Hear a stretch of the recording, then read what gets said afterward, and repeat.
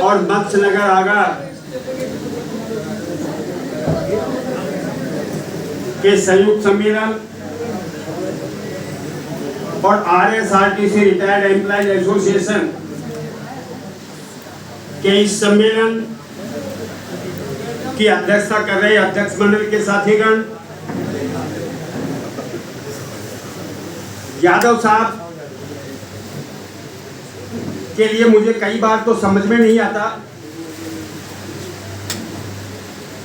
कि इनको संबोधन के लिए मैं किन शब्दों का प्रयोग करूं, क्योंकि शब्द ही छोटे पड़ जाते हैं। अलवर में 1971 में मैं पढ़ता था कॉलेज में,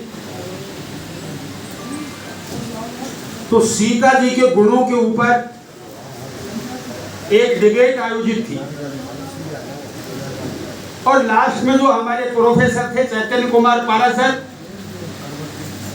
उन्होंने कहा सारी डिबेट आपकी सुन ली, सीता जी की तुलना किसी से नहीं की जा सकती, सीता जी तो सीता जी के समान ही है। तो मैं कह रहा हूं इस मंच से कि हमारे जो सम्मानीय नेता हैं यादव साहब, उनकी तुलना किसी से हो ही नहीं सकती। यादव साहब तो केवल यादव साहब के ही समान, उनको मैं संबोधित कर रहा हूं। और मंच पर मेरे ख्याल से आज तो इतने नेता बैठे हैं, मेरे से गलती होने की संभावना है, किसी का नाम नहीं छूट जाए। इस पर मंच पर बैठे सभी नेतागण को मैं संबोधित कर रहा हूं। हमारे पूरे क्षेत्र के, भरतपुर क्षेत्र के, जिसमें अलवर और मत्स्यनगर तो आते ही है, यहां जहां सम्मेलन हो रहा है, जो 5 शाखाएं हमारी ओर हैं, वहां से भी बड़ी तादाद में हमारे लोग आए हैं। और जो पास की एक शाखा और है, जो आती तो जयपुर क्षेत्र के अंतर्गत है, लेकिन उनका लगाव कभी से जो कोटपुतली शाखा है वो यहां से अलवर से रहा है, तो वहां से भी लोग आए हैं, उनको भी मैं संबोधित कर रहा हूं। दोस्तों, यादव साहब के संबोधन के बाद मेरे ख्याल से कोई विषय जिस पर कुछ बोला जाए, कहा जाए, बचता नहीं है। फिर भी मैं कोशिश करूंगा। इन्होंने जो विभिन्न सब्जेक्ट पर, विषयों पर अपना प्रकाश डाला है, उसकी पुनरावृत्ति कम से कम हो। दोस्तों, आज जो आपका ये सम्मेलन हो रहा है, इस वक्त अगर ये कहा जाए कि पूरा विश्व और खास तौर पर भारत में बड़ा उथल पुथल का एक ये दौर है, हमारा देश भी एक अभूतपूर्व संकट से गुजर रहा है। जहां तक वैश्विक घटना के बारे में कम से कम शब्दों में कहा जाए तो आज पूरा विश्व युद्ध के क्षेत्र में है। एक युद्ध 22 फरवरी 2022 से लगातार रूस और यूक्रेन का चल रहा है, और दूसरा युद्ध 22 फरवरी 2026, बीच में कुछ दिन रुक जाता है। ट्रंप की पैंतरेबाजी के कारण, और फिर वो तेज हो जाता है। अमेरिका पूरे तेल क्षेत्र पर कब्जा चाहता है। वो युद्ध ईरान के साथ हो रहा है, लगातार हो रहा है। क्या स्थिति होगी आगे चल के, कुछ नहीं कहा जा सकता। उसका असर भारत पर नहीं पड़े, यह भी नहीं हो सकता।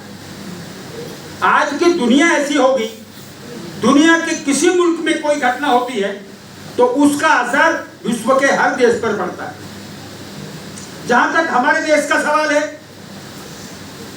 हमारे देश की आजादी से पहले से लेके और बाद तक जो हमारी परीक्षा की हुई विदेश नीति थी, उसको नरेंद्र मोदी की भाजपा की सरकार ने बदल दिया। यहां तो सीनियर सिटीजन बहुत ज्यादा हैं और संघर्षों के दौर से गुजरे हैं। बहुत से लोगों को मालूम है हमारे देश की कभी से जो नीति रही है विदेश नीति, गुट निरपेक्षता की नीति रही। हमने सभी संप्रभु राष्ट्रों का सम्मान किया है। जिसने भी किसी देश पर हमला किया है उसका हिंदुस्तान ने विरोध किया है। ये पहला मौका है जब हिंदुस्तान किसका समर्थन कर रहा है? जिसने हमला किया है। अमेरिका का वो समर्थन कर रहा है और युद्ध शुरू होने से केवल 36 घंटे पहले हमारा प्रधानमंत्री इजराइल में होता है और भाषण क्या कर रहा है? ये मेरा पैतृक देश है। पैतृक इजराइल, पैतृक। ये हालात हमारी विदेश नीति के स्तर पर है।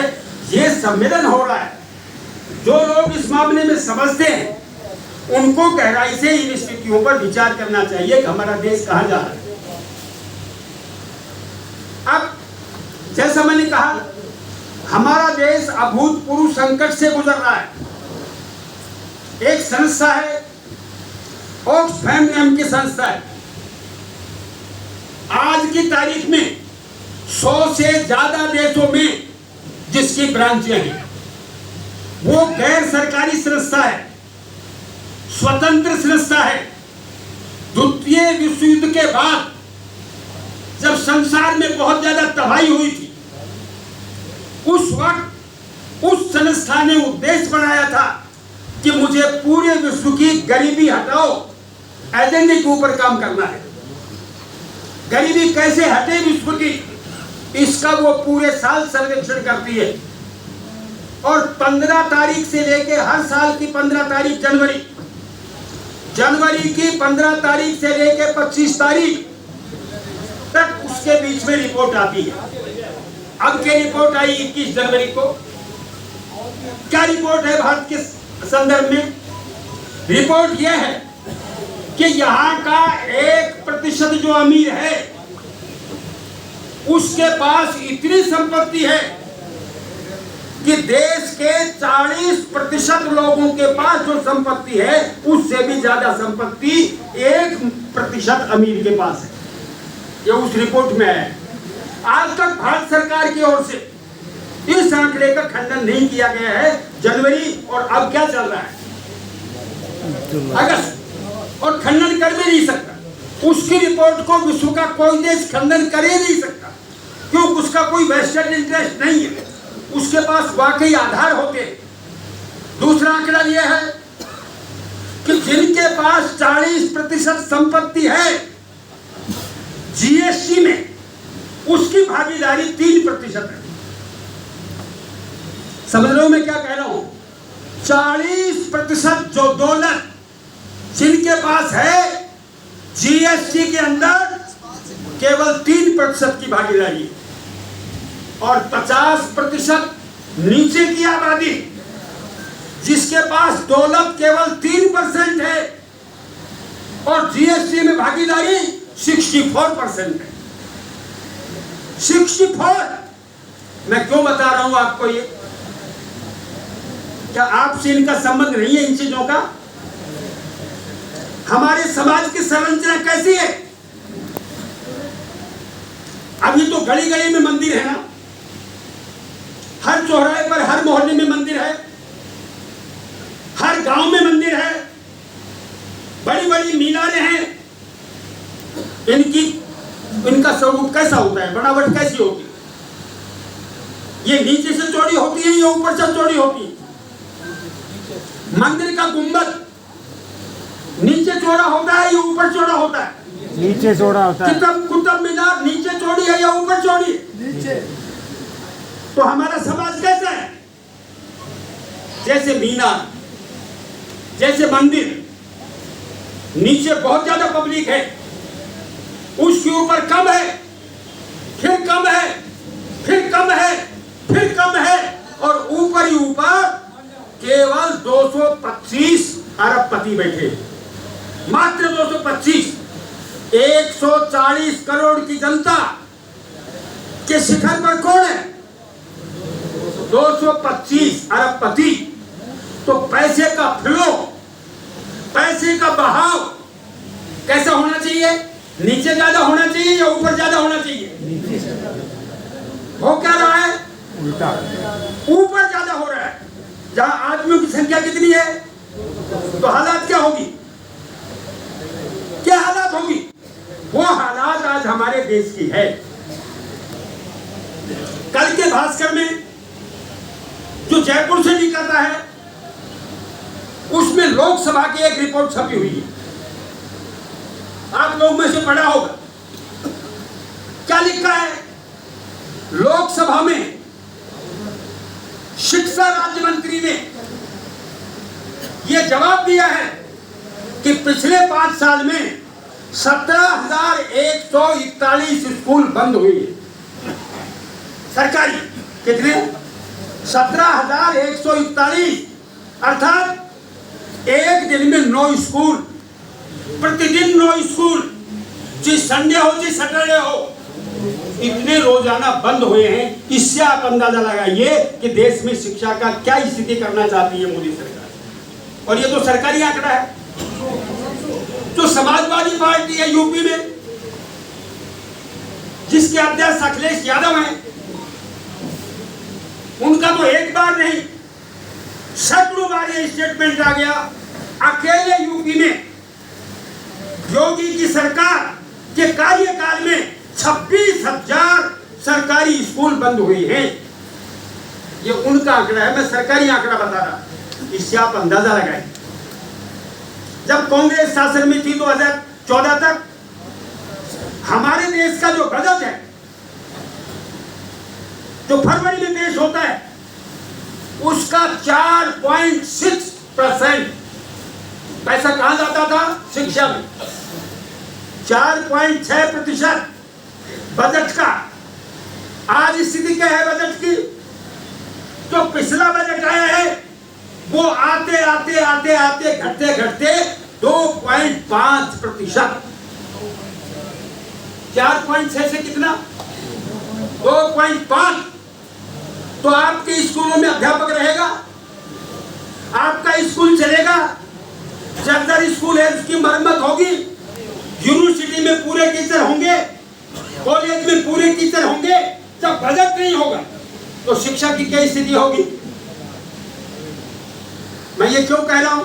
इसलिए आरएसएस और बीजेपी की आज से नहीं, जब से आरएसएस बड़ा है 1925 के, उनकी फिलॉसफी है, देश को अनपढ़ रखिए, देश को शिक्षित मत होने दीजिए।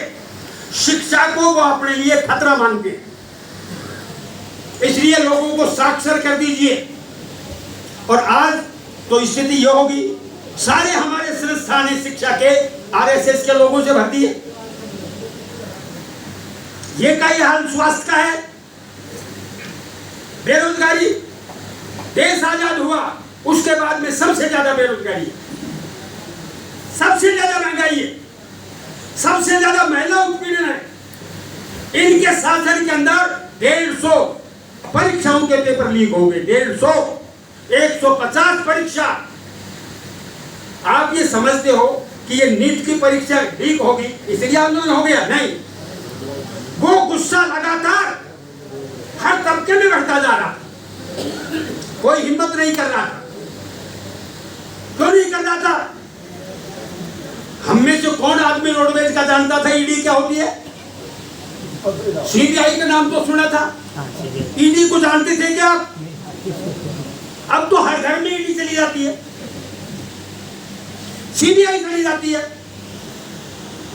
भले ही आपकी आमदनी कुछ की हो, इनकम टैक्स चला जाता है। आप 50 साल से जिस रूम में रह रहे हो, जिस मकान में रह रहे हो, आज नोटिस आ रहे हैं आपका नक्शा पास नहीं है। 50 साल हो गए रहते रहते। ये डर पब्लिक में प्रवेश करा रखा था मोदी की सरकार ने, लेकिन ये कहीं ना कहीं तो इकट्ठा हो रहा था। यादव साहब ने बताया ना, ये अच्छा हुआ। हमको आभारी होना चाहिए सुप्रीम कोर्ट के मुख्य न्यायाधीश के प्रति। मैं तो आभारी हूं भाई। अगर वो कॉकरोच ना कहते तो आगे की ये पिक्चर ही नहीं बनती। बहुत अच्छा किया उसने कॉकरोच का, कॉकरोच कह दिया तो पार्टी बन गई सीजेपी। 2 करोड़ से लेकर 2.5 करोड़ तक उसके सोशल मीडिया पर मेंबर हो गए। किसान आए तो सड़क पर कील लगा दी, नहीं जाने देंगे। अभिजीत दिप्के साहब अमेरिका से आए, हमारे पुलिस कमिश्नर उनकी अगुवाई करने के लिए एयरपोर्ट पर ही पहुंच गए। दिप्के साहब आ गए तो ये आपके आंदोलन करने की परमिशन हम साथ लेके आए हैं। आप तो सीधे यहां से जंतर मंतर चलो, आप आंदोलन करिए। हमारी वो पहलवान बेटियां जो राष्ट्रीय पदक लेके आई थी, आपके परिवारों में से हो सकता है कोई खिलाड़ी हो, बच्चा या बच्ची, उनको मालूम होगा कि कंपटीशन खेल का क्या होता है। और राष्ट्रीय लेवल और विश्व लेवल ओलंपिक मेडल थे उन लड़कियों के पास। आप नजारा भूले हो क्या? नहीं भूले कि पुलिस वाली के जूते हमारी उन मेडल विजेता लड़कियों के मौके पर थे। वो भी तो आई थी ना जंतर मंतर।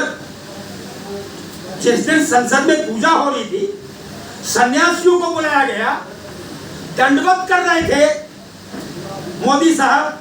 याद है ना, नई संसद का उद्घाटन था और उधर से क्या हो रहा था, हमारी उन पहलवान बेटियों के मुंह पर पुलिस के जूते रगड़े जा रहे। अभिजीत को हमारा कमिश्नर पुलिस दिल्ली वहां जाके कहता है, साहब भाई आपका स्वागत। उनको क्या मालूम था आगे चलकर ये अभिजीत गले की फांस बढ़ जाएगा। उस वक्त तो मीठा लग रहा था, जैसे कहेंगे हम वैसे अभिजीत करेगा, हमारा बंदा है। उनको क्या मालूम था कि वामपंथी संगठन इस अभिजीत दिप्के के घेरा डाल देंगे। यह आपके समझने की बात है। एआईएसएफ जो सबसे पुराना छात्र संगठन हिंदुस्तान का है, वो वहां पर पहुंच गया जंतर मंतर। ऐसे भाई वो भी बहुत बड़ा संगठन है छात्रों में, वो वहां पर पहुंच गया। और आयसा, ऑल इंडिया स्टूडेंट एसोसिएशन, उनके लीडर वहां पर पहुंच गए। लेकिन आपको याद होगा, पुरानी बात नहीं है, अभिजीत ने यह नहीं कहा मेरे कैंप में आके भूख हड़ताल कर लो, तुम्हारे लिए जगह नहीं है। वामपंथी तो वाम पक्षी हैं, बाई तरफ ही बैठेंगे। उन्होंने बेचारों ने अलग टेंट लगाया। एआईएसएफ के भी बैठे भूख हड़ताल पर, एसएफआई के भी बैठे, और आयशा की वो लड़की बैठी जिनको आप सोशल मीडिया पर देखते होंगे, जिसका नाम है नेहा बोरा। नाम सुना है ना, तो बहुत फेमस होगी वो लड़की। चश्मा लगाती है, जेएनयू में पढ़ती है, पीएचडी कर रही है। वो लड़की बैठी, कब बैठी? 28 जून। कब तक बैठी? 20 जुलाई, 23 दिन। हमारे विपक्ष के एमपी, पार्टियों के नेता, ट्रेड यूनियनों के नेता, उन्होंने कहा कि अब आप उठ जाइए, मैदान में आइए। उन्होंने 20 तारीख को वो हड़ताल खोली। उनके बराबर में जो अभिजीत के कैंप में बैठा था वांगचुक, उसको पुलिस ले गई। नेहा बोरा को वहीं छोड़ दिया, क्योंकि वो वामपंथी संगठन की, जो वो मरे तो मर जाए। केवल वो वांगचुक को ले गए और वहां रस दिया वांगचुक ने किसके हाथ से? जितेंद्र, और दूसरा नड्डा फड्डा वो है ना जो पहले इसका वो था Nadda Nadda Nadda JP Nadda GP Nadda JP और जेपी पीलिया। उस वक्त तो धर्मेंद्र प्रधान का इस्तीफा भी नहीं हुआ था। उसके बाद में वो वांगचुक जो पर्यावरणविद है, वैज्ञानिक है, बड़े बड़े संघर्ष किए हैं, उसका आज तक कोई आता पता नहीं है। वो सीधा लद्दाख चला गया, पता नहीं ट्रेन से गया एयरप्लेन से गया। मैं कह ये रहा हूं ये कहानी कह के, अभिजीत दीपके अब वास्तविक लीडर बन गया, लेकिन उसका कारण वामपंथी संगठनों को जाता है। उसका श्रेय अगर वामपंथी संगठन जंतर मंतर पर नहीं होते तो ये संगठन, ये आंदोलन होता ही नहीं, या होता तो ये बिखर जाता। अब जब मालूम पड़ गया अभिजीत तो बदल गए, तो उनके पीछे क्या लगा दी? ईडी। अभिजीत के पीछे ईडी, और ईडी ये जांच कर रही है तेरे बाप की आमदनी 50,000 है, ये बता तू अमेरिका गया कैसे? उसने कहा मैं तो बता दूंगा, लेकिन मोदी जी आप बताओ दिल्ली यूनिवर्सिटी में गए, वो डिग्री कहाँ है? समझ गए आप लड़ाई? आप लड़ाई आमने सामने के हो गए। जिसको वो अपना शागिर्द बना के लेके आए थे, वो उनके लिए अब नासूर बन गया है, वो बिल्कुल हमारे पाले में आ गया है। उसको बहुत बहुत धन्यवाद। देर आए दुरुस्त है, ये स्थिति है। तो ये स्थितियों में ये तो खाली एक, अब वहां पर केवल वो छात्री थे क्या? उनके माँ बाप थे। 23 हमारे लड़के लड़कियां, यादव साहब ने जिक्र किया ना, MBBS की जो तैयारी करेगा कितना पैसा लगता है? आप में से बहुत से लोग होंगे भाई जिनके लड़कों ने ये किया होगा। कई लोग जमीन बेच देते हैं, 2 रुपए सैकड़े का कर्जा लेते हैं, जैसे तैसे उसका लड़की या लड़के का नंबर आए और परीक्षा फेल हो जाए, लीक हो जाए, तो क्या बीतेगा? क्या बीतेगा? 23 लड़के हिंदुस्तान के, 23 लड़कियां इसको सहन नहीं कर पाई, उन्होंने अपनी जान दे दी, आत्महत्या कर दी। छोटा मामला है। आंदोलन होता है 20 तारीख को। 1919 में जलियांवाला बाग हुआ। मैं ये कहता हूं ये घटना जलियांवाला बाग से कम नहीं थी। 1919 2026 में जो ये घटना हुई 1919 का जलियांवाला बाग से कम नहीं। लाठियों में कील लगा दी, कील। कल्पना कीजिए आपके कील की लाठी लगे तो क्या स्थिति होगी? कील की लाठी जिसमें कील ठुकी हुई है, पैलेट गन जो छर्रे छूटते हैं उसके, जहां लग जाए आपको दिखना बंद हो जाता है, कान के पास आ जाए आपको सुनना बंद हो जाता है। जो प्रतिबंधित है, आतंकवादियों के अलावा चला नहीं सकते आप, वो चलाई। बिहार में तो AK-47 चला दी, AK-47 47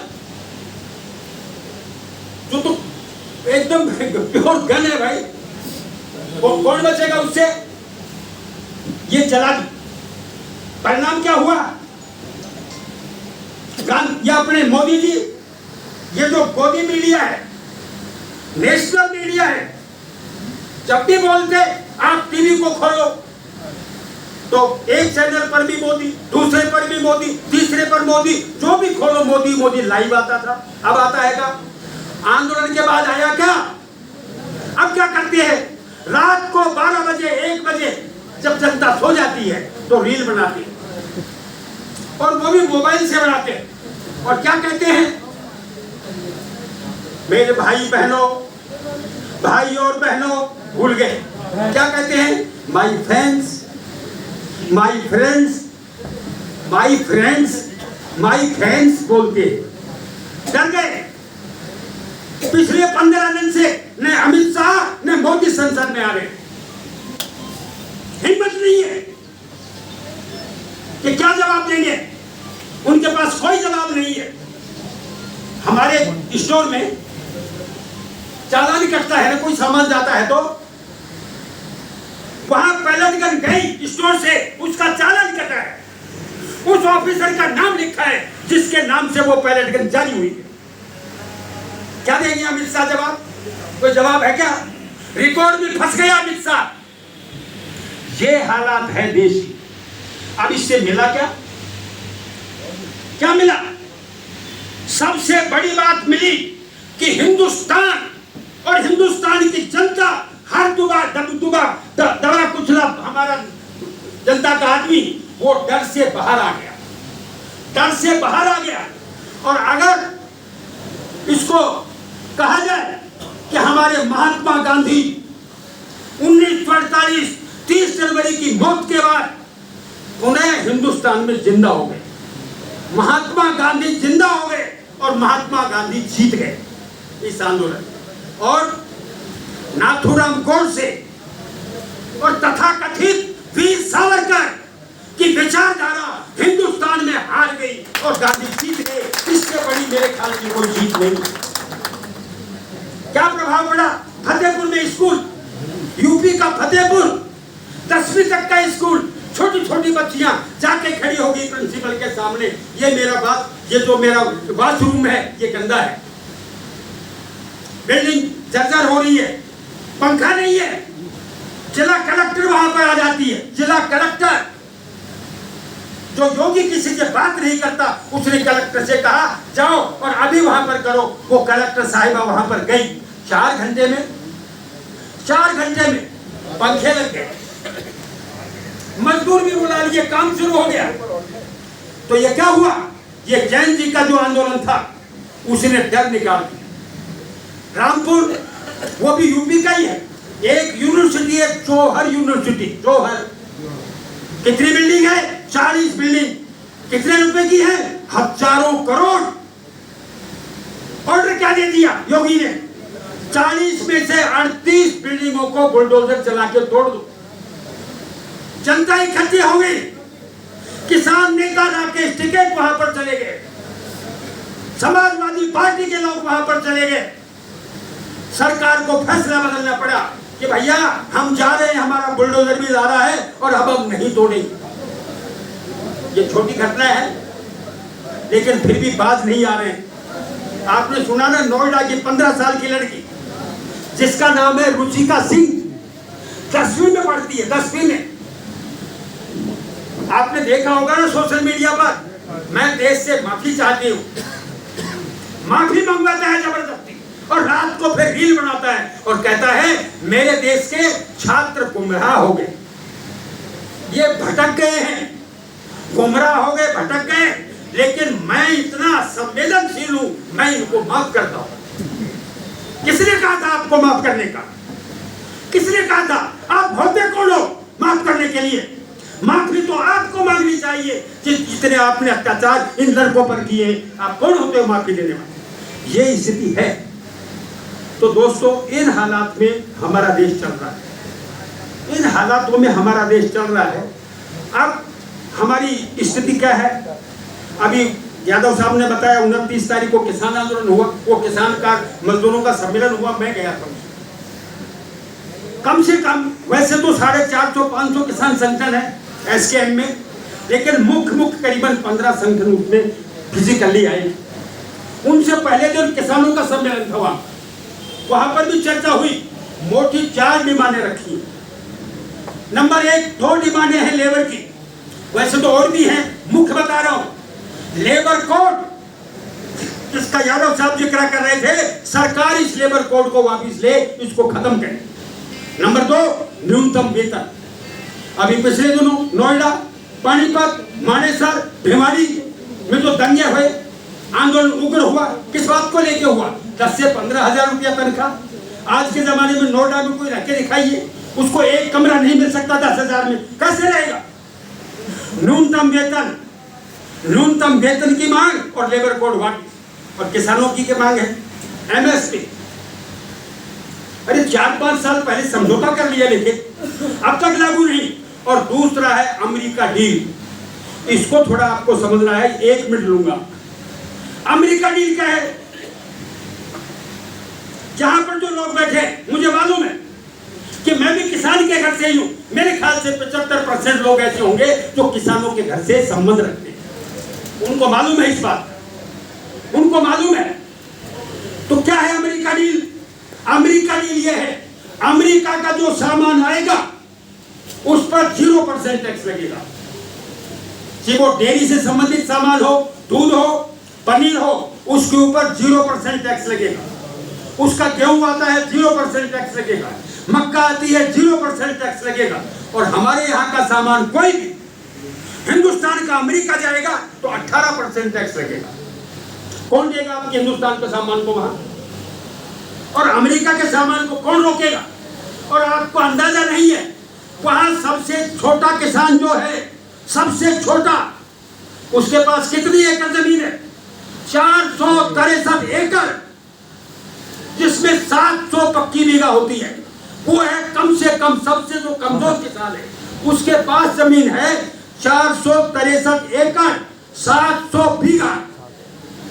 और जो 50% भूमि पर जिनका कब्जा है, 50%, अमेरिका भारत से भी बड़ा देश है, उसके पास भूभाग हमसे ज्यादा है। उसका 50% हिस्सा किनके पास है? जिनके पास कॉर्पोरेट है, वो फार्मिंग, कॉर्पोरेट फार्मिंग, जिसके पास 50,000 एकड़ का एक फार्म होता है, यानी 7,500 बीघा। वहां का ऐलान है 26 रुपए किलो में वो हिंदुस्तान में दूध बेचेंगे। कितना? 26। अब आप तो खुश हो रहे होंगे, बढ़िया है, 65 रुपए मिल रहा है, 26 मिलेगा, अच्छा है ना, क्यों रोकते हो? जियो आया था ना, जियो, GI, वो किसका था? अंबानी का। पहले क्या पैसा लगता था? फ्री। और अब क्या पैसा लगता है? 900। फ्री और 900। फिर क्या होगा? जब आपके देश, आपका किसान मर जाएगा तो वो 26 रुपया नहीं देंगे, वो 100 रुपया किलो दूध देंगे। आप तो रोडवेज के हो ना, जहां रोडवेज चलती है, प्राइवेट का क्या किराया है? रोडवेज से कम। और जहां रोडवेज नहीं चलती वहां क्या क्या है? डबल किराया। समझ रहे मैं क्या कह रहा हूं? किसान बर्बाद हो जाएगा। और जब किसान 380 दिन लड़ा तो क्या बोला मोदी? मेरी भक्ति में कहीं ना कहीं कोई कमी रह गई। मैंने बिल तो अच्छे बनाए थे, मैं समझा नहीं पाया, मैं वापिस कोशिश करूंगा। किसानों, किशन जी समझ लेना, वो बिल तो गए आए हुए, अब वो ऐसा काम करेगा, वो यादव साहब कहेंगे न रहेगा बांस और न बजेगी बांसुरी, वो किसानों को ही नहीं छोड़ेगा। अरे भाई बीमारी है नहीं किसानों की, किसान रोजाना आ जाते हैं, हम वहां धरना करेंगे, वहां करेंगे, वहां ट्रैक्टर ट्रॉली, किसानों को ही खत्म कर दो, ये है। इसलिए ये संयुक्त मोर्चे का ऐलान है, जिसमें किसान संगठन भी है, हमारी यूनियन भी। 10 तारीख का पहला प्रोग्राम आ रहा है। पहली बार ये एक ऐसी मजबूत यूनियन हुई है जिसमें ऐलान किया गया है, उनकी कोशिश है, हालांकि स्पेसिफिक डिक्लेरेशन नहीं है, लेकिन जो मैं समझा उससे वो ये है, अब के वो ऐसी तैयारी करना चाहते हैं, ऐसी तैयारी करना चाहते हैं, ऐसी तैयारी करना चाहते हैं कि आंदोलन शुरू हो, खत्म उस वक्त हो जब मोदी सरकार पूरी बेदखली सुल्तान को है, तब तक आंदोलन चले। इस तरीके की वो तैयारी करें। दोस्तों, लास्ट में हमारी यहाँ की क्या स्थिति है? वर्ष 23-24, 24-25, 25-26, 26-27, 4 साल बजट जब पेश हुआ राजस्थान सरकार का, घोषणा हुई, रोडवेज को 2100 गाड़ियां मिली, कितनी? 2100 गाड़ियां। परिणाम क्या है? केवल 533 गाड़ी आई है, ओनली 533। अंदाजा लगाइए कहां चल रहे हैं हम? अनुबंधित गाड़ियां बढ़ रही हैं। 26,000 का स्टाफ, 4,000 पोस्ट खत्म कर दी, 22,000 पोस्ट मानते हैं, उसमें भी 10,000 लोग हैं, 12,000 रिक्त पड़े हैं। रोडवेज चलेगी क्या? हमको आने वाले दिनों में कर्मचारियों की समस्याओं के लिए तो आंदोलन करना ही पड़ेगा, लेकिन रोडवेज को बचाने के लिए भी आंदोलन करना पड़ेगा, क्योंकि रोडवेज अगर नहीं बचेगी तो हमारी समस्याओं को कोई मतलब नहीं। रोडवेज नहीं है तो हम नहीं है। और 1960 से इतिहास है, रोडवेज और यूनियन साथ साथ चल रही है, समानांतर चल रही है। और स्थिति यह है, इतिहास ये बताता है, जब जब यूनियन कमजोर हुई है, रोडवेज कमजोर हुई है, और जब जब यूनियन मजबूत रही है, रोडवेज मजबूत रही है। इसलिए रोडवेज को अगर चलाना है, रोडवेज को मजबूत करना है, तो हमको सारी चीजों को किनारे रख के रोडवेज को बचाने वाला संघर्ष सबसे पहले करना पड़ेगा। लेकिन वो हमारे कहने से तो नहीं हो जाएगा। अगर संगठन नहीं होगा तो क्या होगा? क्या होगा? यहाँ पर कौन लोग बैठे? यहाँ रिटायर्ड लोग बैठे हैं, वर्किंग वाले लोग बैठे हैं। रिटायर्ड लोग कौन है? जिन्होंने पूरी जिंदगी एटक को दी, जिनके रोम रोम में एटक है।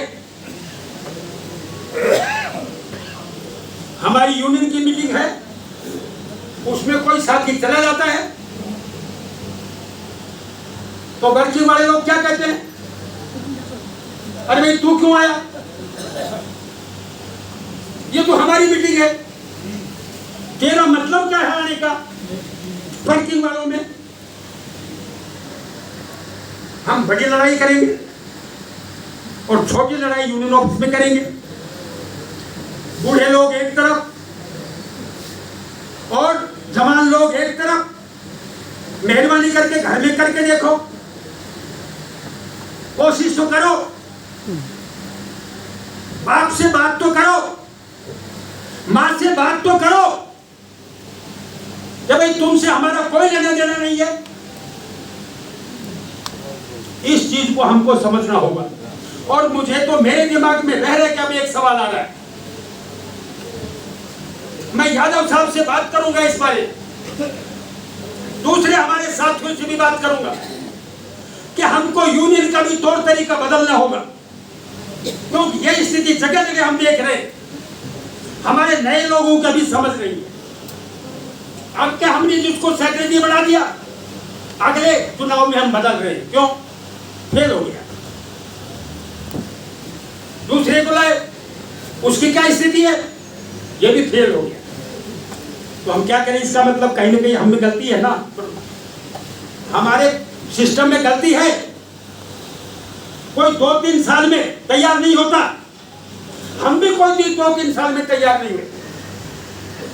मेरे ख्याल से यहाँ यादव साहब का छोड़ दो, कोई लीडर ऐसा नहीं होगा जो ये दावा करता हो कि मैं 2-3 साल में तैयार हो गया। उसको हम टाइम नहीं देना चाहते। तो मेरे दिमाग में तो ये आ रहा है, आगे यूनियन के चुनाव हो तो हम भी अपनी लाइन बढ़ाएं। जो हमारे कम से कम 3 पदाधिकारी होते, उनमें से एक हमारा रिटायर्ड कर्मचारी हो, जो कि कम से कम समय समय पर उनको प्रेरित करे, अपने अनुभव से उनको बताए, उनको एक अधिकार रहे। उसको कोई वर्किंग वाला कर्मचारी ये नहीं कहे तू मेरी मीटिंग में आया कैसे। वो कहेगा मैं तुम्हारा अध्यक्ष हूँ, वो कहेगा मैं तुम्हारा कार्यकारी अध्यक्ष हूँ, वो कहेगा मैं तुम्हारा सेक्रेटरी। ये हमको कहीं ना कहीं सोचना पड़ेगा। जरा सोचिए, संगठन अगर सही नहीं रहा तो आंदोलन होंगे। और जिन बड़े आंदोलन का मैं जिक्र कर रहा हूँ, निर्णायक आंदोलन, क्या आप उनका हिस्सा नहीं बनोगे? देश में किसान सड़क पर होगा, दूसरा मजदूर सड़क पर होगा, और रोडवेज का मजदूर क्या तालियां पीटता रहेगा? आप ये चाहते हैं क्या? आपका यही इतिहास रहा है क्या? अरे यादव साहब ने, मैंने वो जमाना देखा है जब 8 लाख कर्मचारी राज्य सरकार के, 6 लाख कर्मचारी 14-14 दिन की हड़ताल, 15-15 दिन की हड़ताल, 10 दिन की हड़ताल, फैसला नहीं होता था। यादव साहब वो उनको देते थे नोटिस, भैया इस तारीख तक अगर समझौता नहीं किया तो अगली 15 तारीख से रोडवेज बंद हो जाए। और वो जो ये वो तारीख जब आती थी, उससे पहले पहले राजस्थान सरकार फैसला कर रही थी। पुराने लोगों ने तो देखा होगा ना ये कि भूल गए क्यों करती थी। यादव साहब में बहुत ज्यादा ताकत थी। यादव साहब अब कमजोर हो गए? नहीं, उस वक्त संगठन में ताकत थी, इसलिए यादव साहब में ताकत थी। इसलिए संगठन को मजबूत करना जरूरी है। ये जो हमारा सीनियर सिटीजन है, आप भी इस पोटली को बांध के मत रखो। आप गार्जियन हो, बच्चे कई बार बिगड़ जाते हैं। अरे घर में भी तो आप ठीक करते हो, तो क्या रोडवेज में नहीं कर सकते क्या? उनको मत दुत्कारो, उनको पुचकारो, पुचकारिए आप उनको। और नए लोगों से मैं कहता हूं, आप जो है इनसे सीखिए, आप इनसे दुराव मत करिए, इनको साथ रखिए, इनसे सीखिए। आपका आंदोलन मजबूत होगा और मजबूत होता चला जाएगा। जहां हमारी ब्रांचें कमजोर है वो हम कोशिश करेंगे। यहाँ पर तो हम मान के चलते हैं भरतपुर डिवीजन को तो मेरे ख्याल से सबसे मजबूत डिवीजनों में से सबसे मजबूत डिवीजन है ये। तो ये सारी स्थितियां मैंने आपको बताई। हमारा 27-28 तारीख को प्रदेश का अधिवेशन है, उसमें हमने तय किया जितने प्रदेश के पदाधिकारी हैं वो सारे हमारे क्षेत्र के अध्यक्ष, कार्यकारी अध्यक्ष और सेक्रेटरी, हमारी ब्रांच का अध्यक्ष, कार्यकारी अध्यक्ष और सेक्रेटरी और हमारे स्थायी आमंत्रित सदस्य, वो सारे के सारे अनिवार्य रूप से हमारे प्रदेश अधिवेशन के प्रतिनिधि होंगे। मतलब वो तो बिल्कुल नामजद है। बाकी जो ब्रांच जितनी सदस्यता पर लेगी दे रही है, उदाहरण दे रहा हूँ, जैसे अलवर डिपो हमको 15,000 लेवी दे रहा है, प्रदेश को 300 की सदस्य संख्या पर दे रहा है। हमने सर्कुलर में लिखा 20 की सदस्य संख्या पर एक प्रतिनिधि होगा, तो 300 पर कितने होंगे भाई? 15। हमने यही लिखा सर्कुलर में, मत्स्यनगर से 15 होंगे और अलवर से भी 15 होंगे। अब 15 का चुनाव कैसे होगा? सूरज मीणा कर लेगा चुनाव, संजय चौधरी कर लेगा या राजेंद्र सिंह सोलंकी कर लेगा। ऐसे चुनाव नहीं होगा। हमने हमारे सर्कुलर में लिखा है ब्रांच अपनी कार्य समिति की मीटिंग करे, 15 लोग कौन जाने वाले हैं वहां पर, उनका वो ब्रांच की कार्य समिति में तय होगा। कोई नेता अपनी पॉकेट्स बना के, अपनी अटैची बना के, अपना बैग बना के प्रतिनिधि नहीं बनाएगा। जो भी वहां पर जाएंगे 700 रुपया हमने प्रतिनिधि फीस रखी है। 2 दिन का सम्मेलन होगा। हमने एसोसिएशन के लिए 30 सीट रखी है उसमें दर्शक के रूप में। जो हमारी एसोसिएशन है, जो यहाँ का हमारा प्रदेश नेतृत्व है, हरगोविंद जी और उनकी टीम जो वहां पर बैठती है, वो तय करेगी कि पूरे राजस्थान से एसोसिएशन की तरफ से 30 बंदे कौन जाएंगे, उनकी भी वो फीस लगेगी। तो दोस्तों ये सारा काम और ये जो अभी आयोजन हो रहे हैं, ये भी उस पर जो हमारा अधिवेशन होने जा रहा है उससे पहले हमने फैसला किया था जहां जहां भी हमारे ड्यू है अधिवेशन वहां हम पूरा करें। और मुझे बड़ी खुशी कि केवल भरतपुर में लाखन सिंह जी जो धौलपुर में है, एक लाखन सिंह हमारे क्षेत्रीय अध्यक्ष हैं, इनके लिए बात नहीं कर रहा। लाखन सिंह जो धौलपुर में हमारा अध्यक्ष है, केवल उनकी ब्रांच का चुनाव होना बाकी है। तो भाई सोलंकी जी सही बात है। बाकी हमारे जो 6 आगार हैं भरतपुर क्षेत्र में, उनका कोई चुनाव बकाया नहीं है। बहुत बहुत धन्यवाद। और अंत में इस बात के लिए मैं धन्यवाद करता हूँ, मैं पहली बार देख रहा हूँ क्यों हमारा 2 तारीख को सम्मेलन जयपुर में हुआ, फिर 16 तारीख को फिर जयपुर में हुआ, फिर 20 तारीख को फिर जयपुर में हुआ और अभी 30 तारीख को इसके बीच में सीकर हुआ, अजमेर हुआ। लेकिन मैं पहली बार देख रहा हूँ कि शाम को देखा था, मैंने गंगाराम जी से कहा यार हॉल तो बहुत बढ़िया है, बहुत अच्छा है, लेकिन मुझे खुशी इस बात की है इस हॉल में जगह नहीं है, कम पड़ गया, कुर्सियां डालनी पड़ी और इधर तो लोग गद्दों पर बैठे और यहाँ खड़े भी हैं। भाई आयोजकों को और जो लोग आए, मेरे पास शब्द नहीं है, मैं दिल निकाल के बात कह रहा हूँ। बहुत बढ़िया किया आपने, बहुत बहुत धन्यवाद। और अंत में मैं 1-2 नारे लगाऊंगा। मुझे उम्मीद है पूरी ताकत के साथ आप मेरे नारों का जवाब दो। AITUC जिंदाबाद, जिंदाबाद, जिंदाबाद, जोर से बोलो जिंदाबाद, जिंदाबाद, जिंदाबाद, मजदूर किसान छात्र एकता जिंदाबाद, जिंदाबाद, जिंदाबाद, मजदूर किसान छात्र एकता जिंदाबाद, जिंदाबाद, जिंदाबाद, AITUC जिंदाबाद, जिंदाबाद, जिंदाबाद, एसोसिएशन एकता जिंदाबाद, जिंदाबाद, जिंदाबाद, एसोसिएशन यूनियन जिंदाबाद, जिंदाबाद, जिंदाबाद, यादव साहब जिंदाबाद, जिंदाबाद, जिंदाबाद, हमारे साथी जिंदाबाद, जिंदाबाद, जिंदाबाद, आवाज दो। जय मजदूर, जय संगठन।